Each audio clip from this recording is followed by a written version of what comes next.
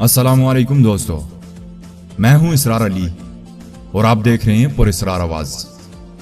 नाजरीन, आज की वीडियो में हम बात करेंगे अर्तगल गाजी के ड्रामे की किस्त नंबर 35 के बारे में।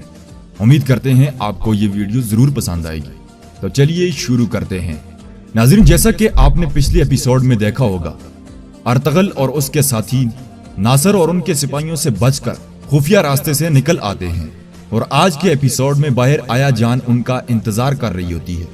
और फिर अर्तगल और उसके साथी पहुंचने ही वाले होते हैं कि हलब के सिपाही उन पर हमला बोल देते हैं और एक जबरदस्त मुकाबला शुरू हो जाता है। इसी दौरान जब अर्तगल और उसके सब सिपाही मुकाबले में मसरूफ होते हैं तो अस्मा अपनी रस्सी को काटकर वहां से फरार हो जाती है। फिर बामसी अर्तगल को आवाज देता है, अर्तगल भाई, अस्मा फरार हो गई है।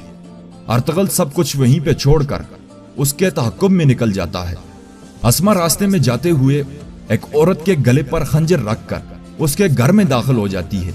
जब अर्तगल उसकी तलाश में उधर पहुंचता है, वो अपने ऊपर तेल फेंक रही होती है।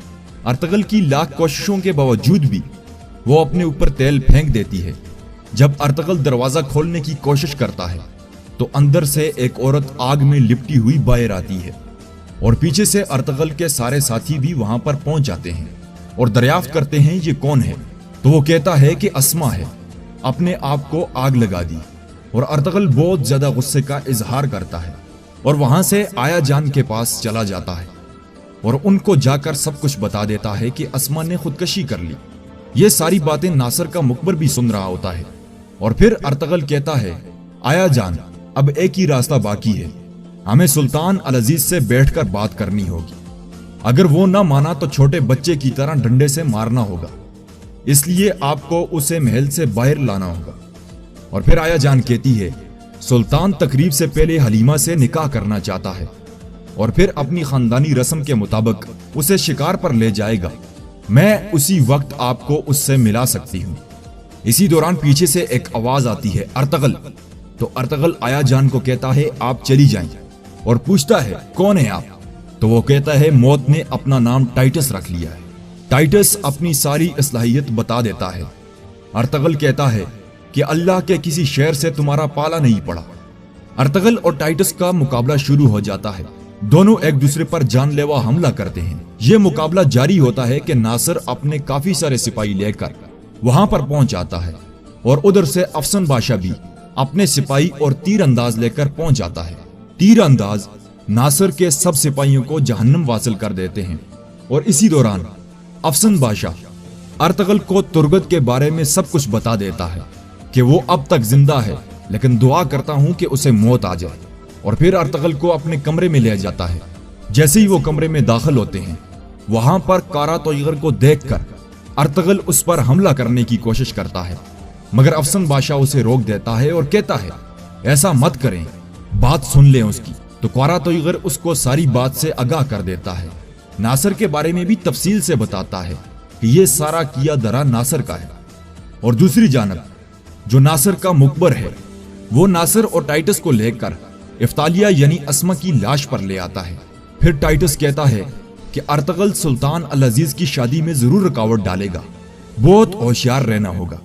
दूसरी तरफ अर्तगल कारा तोयगर की कोई भी बात नहीं सुनता और अफसन बादशाह को कहता है कि अगर अगली बार आप इस बदजात की सिफारिश लाए तो मैं आपको दुश्मन समझूंगा। यह कहकर अर्तगल और उसके साथी हलब के लिए रवाना हो जाते हैं। और दूसरी जानब काई कबीले में कुर्तोगलू अपना एक मकतूब भेजता है और कहता है, मेरे सलेबी दोस्तों, मुझे उम्मीद है कि आपके महल में मुझे खुश आमदीद कहा जाएगा। और अंदर सुलेमान शाह और आयमा खातून अपने बेटे को लेकर उसकी दुआ में मशगूल होते हैं। सुलेमान शाह कहता है, मजबूत रहो आयमा, ताकि हमारा कबीला मजबूत रहे, हमारे दूसरे बेटे भी जल्द वापस आ जाएंगे। गुंदोगदू अर्तगल से कहता है, क्या कारा तोयगर ठीक नहीं कह रहा था? मगर अर्तगल कहता है कि उसकी जबान बदल सकती है, रूह नहीं। हमें सबसे पहले नासर को कब्जे में करना होगा। आया जान ने अपना मौकफ बदल दिया है। मैं आज रात उससे मिलूंगा, आगे क्या करना है फिर पता चलेगा। अगर मैं रात तक न लौटूं तो आप बाबा के पास चले जाइएगा, बाबा को तन्हा नहीं छोड़ना, बाकी अल्लाह बेहतर करेगा। और अर्तगल ये कहकर हलब महल की जानब रवाना हो जाता है। हलब में हलीमा नमाज अदा करती है और अल्लाह पाक से अर्तगल की कामयाबी के लिए दुआ करती है। आलम महल में नासिर सुल्तान अल अजीज को खबर देता है कि अमीर आली कदर जब गुंदोगदू को यकीन हो गया कि उसका झूठ खुल जाएगा तो उसने अस्मा को जिंदा जला दिया। सुल्तान अल अजीज भी उसकी ये बात सुनकर यकीन कर लेता है और कहता है, नासिर, तुमने दरवेशों की दरगाह को जला दिया और उन्हें बेदर्दी से कत्ल किया है। अगर इसके बाद तुमने इन मामलात में टांग अड़ाने की कोशिश की, तुम्हारा अंजाम बुरा होगा। दूर रहो मुझसे और चले जाओ। और फिर हलीमा सुल्तान अल अजीज से मिलने आ जाती है और कहती है, आपने पूछा था कि शादी पर क्या तोहफा चाहिए मुझे। तो सुल्तान अल अजीज कहता है, हुक्म करो, पूरी दुनिया तुम्हारे कदमों में बिछा दूंगा, आप हुक्म करो। फिर हलीमा कहती है, काई कबीले वालों को माफ फरमा दे अमीर अली कदर। तो सुल्तान अल अजीज ये बात सुनकर परेशान हो जाता है और यगत की बातें उसे याद आनी शुरू हो जाती हैं। फिर सुल्तान अल अजीज हलीमा को कहता है, ऐसा अजीब तोहफा क्यों मांगा आपने हलीमा? तो हलीमा कहती है, हम पर उनके एहसानात हैं, उनको तकलीफ पहुंचेगी तो हमें दुख होगा। सुल्तान अल अजीज कहता है, बेहतर, जैसे आपकी खुशी हो हलीमा। और कहता है, कल निकाह के बाद हम शाही रस्म के मुताबिक शाही शिकार पर जाएंगे। इसी दौरान हमें कुछ वक्त भी मिल जाएगा एक दूसरे को जानने का। हलीमा ये सुनकर वहां से चली जाती है और दूसरी जानब फिर नासिर हलीमा के कमरे में आता है, शहजादे नुमान से कुछ दस्तावेजात पर दस्तखत करवाता है। जब वो करके दे देते हैं तो नासिर ये देखकर बहुत खुश होता है और कहता है, बस शहजादे नुमान, अब आप अच्छी खबर के मुंतजिर रहें। शहजादा यगत और हलीमा बहुत गुस्से में होती है। नासिर के जाते ही हलीमा पूछती है, ये आप क्या कर रहे हैं बाबा? अपने ही बुजुर्गों की कायम करदा सल्तनत को आग में झोंक रहे हैं। तो शहजादा नुमान लरजते हुए लहजे में कहता है, मैं वही कर रहा हूं जो बेहतर समझा है। हलीमा कहती है, मत कहें मुझे अपनी बेटी बाबा, उस छोटे से बच्चे को समझ आ गया कि आप साजिश के किस जाल में फंस रहे हैं और आपको बिल्कुल समझ नहीं आ रहा। तो शहजादा नुमान कहता है, तुम्हें शर्म नहीं आ रही ये कहते हुए कि मैं सुल्तान के साथ साजिश में शामिल हूं? ऐसी बात कर रही हूं जैसे तुम बिल्कुल अनजान हो कितने सालों से किस किस तरह सुल्तानत से वफा की जंग लड़ता रहा। यगत और मुझे जान से मारने के लिए कितने हमले हुए मुझ पर, तुम जैसे जानती नहीं हो। और अब तुम हर शे को बुलाकर किस बेशर्मी के साथ मुझसे जवाब तलब कर रही हो। हद में रहो, समझ आ गया हलीमा। और सुनो, तुम दोनों को मारे जाने के खौफ से मैं अब उकता गया हूं। बुज़दिलों की तरह भागने के बजाय तख्त का अपना हक छीन कर रहूंगा। तो हलीमा कहती है, जब आप दुश्मनों को माफ कर देते थे, चालबाज आपसे राय फरार इख्तियार करते थे, तो मैं आपको सर उठाकर देखती थी बाबा।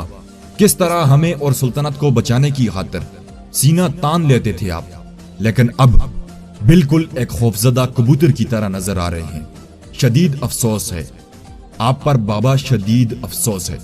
नाजरीन, ये कुछ था आज के एपिसोड में। देखते हैं अगली एपिसोड में क्या अर्तगल कामयाब हो पाएगा हलीमा की शादी रोकने। क्या अल अजीज शादी कर पाएगा हलीमा सुल्तान से? और दूसरी जानब सुल्तान अलाउद्दीन अयूबी का अगला रद्द-ए-अमल क्या होगा?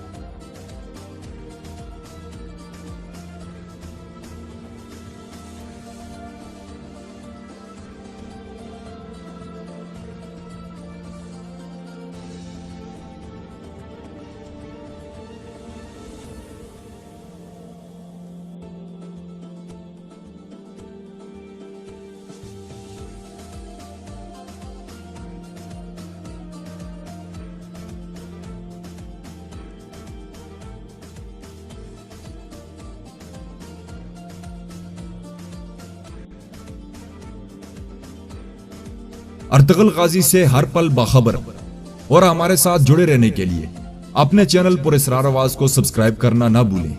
मिलते हैं अगले एपिसोड में, तब तक के लिए इजाजत चाहूंगा। अल्लाह निगहबान।